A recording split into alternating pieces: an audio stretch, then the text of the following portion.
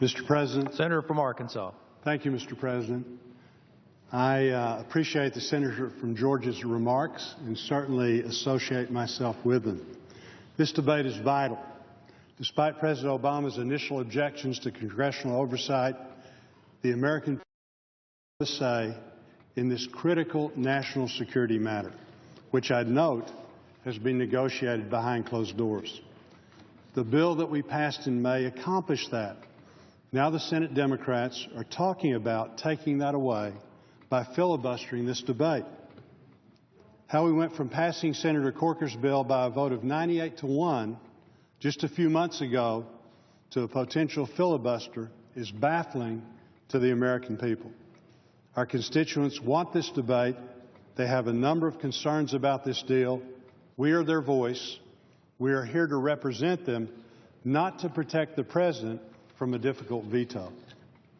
When these discussions began, President Obama claimed we would be able to diplomatically dismantle Iran's nuclear program.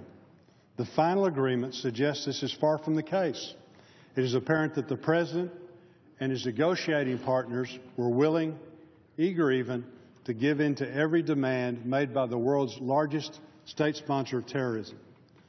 The goalpost removed from dismantling Iran's clandestine nuclear weapons programs to blindly hoping we can contain it. The deal President Obama and Secretary of State Kerry have orchestrated has several key faults. For starters, under the deal, Iran is not required to destroy a single centrifuge, not one.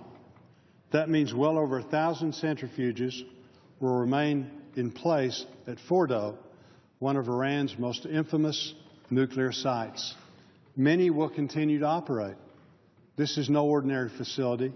It is a fortified underground military bunker built into the side of a mountain. It was constructed in secret and has served only one purpose: to covertly produce weapons-grade, highly enriched uranium. When the talks began, the President was adamant that Fordo must be closed as part of the final agreement. However, over the course of the negotiations, the President caved. The Iranians will be able to maintain the capacity to continue enrichment activities at Fordo. The President claims that verification will ensure Iran's compliance. The verification appears to be exactly where this deal is lacking any punch. There's nothing in this deal that lets us confidently say we know what is truly going on at any of the nuclear sites in Iran. There are no anytime, anywhere inspections, including at Fordo. Even worse, international inspectors won't even be the ones handling the inspections at the country's military complex in Parchin. The Iranians themselves will be. How this is acceptable to anyone is astonishing. There's absolutely no reason, given the regime's history, to believe that the Iranian inspectors will be honest about what is going on in Parchin. A lack of verification is far from the only troubling aspect of this agreement. The Iranian regime believes that the agreement gives them full, permanent relief from sanctions. Lifting sanctions will provide Iran with approximately $100 billion in previously frozen assets, which the administration has openly admitted will go, at least in part, to the Iranian military and its terrorist offshoots. It was hard enough to get the international community to commit to sanctions in the first place. With a reprieve of this nature, we will never be able to reestablish them should Iran not live up to its end of the agreement, which is a strong possibility given the Iranian regime's actions in the past. Along with the sanctions relief, the international and ban on ballistic missile research will also be lifted. Within the next 8 years, Iran will have access to modern offensive weaponry.